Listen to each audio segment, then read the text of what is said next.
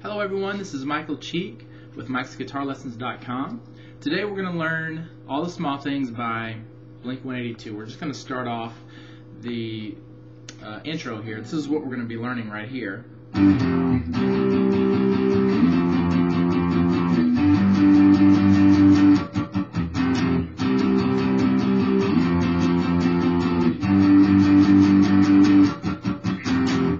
Okay, and you basically learn one thing and you repeat it twice. That gives you the whole intro, and it's used throughout the song. So again, I'm calling this the intro, but you're going to be able to use this for a lot of the song too, further into it. Now, I'm mainly doing power chords here. If you don't know what a power chord is, these chords that use your first and third finger. If you want to, you can use your pinky to add a third note to it, but we're just going to learn the two-note power chords here. Those are all power chords, the ones that look like that. So we're going to start off with the two chords at the beginning, okay, and then the actual chord progression that gets repeated starts off. So that part right there is basically like this. Again, if you don't know your strings, this is the skinny E string, or the first one. This is the B string, the G, the D, the A, and the sixth E string, or I'll call it the thick E string.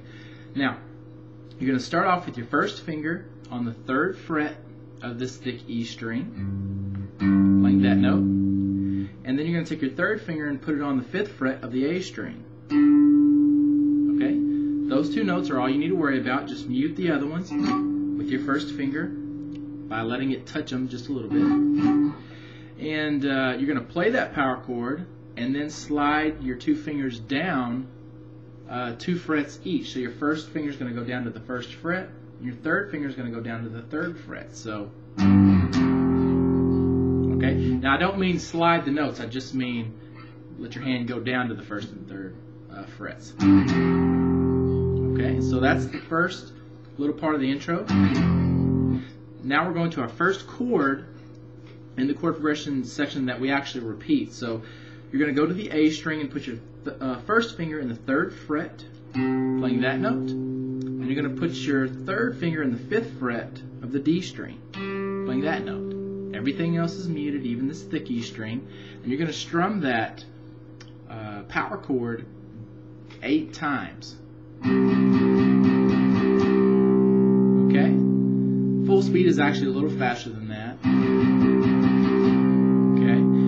Now after you get done with that chord, you're going to keep the same formation, but your first finger is going to go all the way up to the 8th fret on the A string, and your third finger is going to go all the way up to the 10th fret on the D string. You're going to strum that 8 times. So that's going to sound like this. You may get a little bit of a slide in there, and that's okay. If it sounds like that, that's fine. Now, after you strum 8 times on the 8th fret and the 10th fret on the A and D string, then you're going to go down to the 3rd fret on the thick E string, playing that note, and you're going to put your third finger on the 5th fret of the A string. So 3rd fret on the E string, 5th fret on the A string.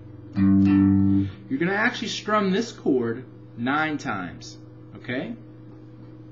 So 9 times.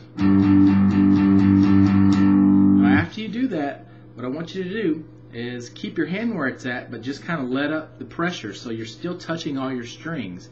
And we're going to do some chucking. Chucking is basically where you're just holding the strings so they're muted, but you still strum them, so we get this sound. Okay? So after you play 9 of these chords, then you're going to chuck 4 times. Okay? So it's going to sound like this.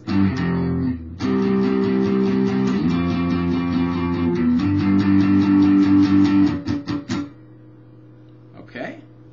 Now after that, after you do your chucking, you're going to go down to the 1st and 3rd frets, same strings, E string and A string, and play that. You actually play it 3 times. A lot of times I leave the 3rd one off, but he actually does play it 3 times. Okay, so, and then you start over, but you leave out that little 2-chord chord progression right there. You just leave that out. So the whole intro is going to sound like this. Or actually, I'll play it kind of slow so you can follow along. So in case you want to play along with me. And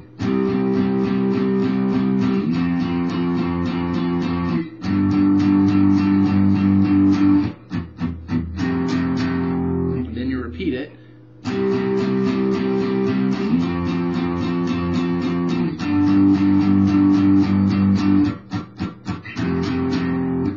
And then the verse starts. Now, this isn't too hard of a song, but that depends on how long you've been playing guitar. So if you are a beginner, it's not a bad idea to go ahead and try to learn a song like this. I'll put the other videos up on my website at www.mikesguitarlessons.com. And I appreciate you watching. Good luck.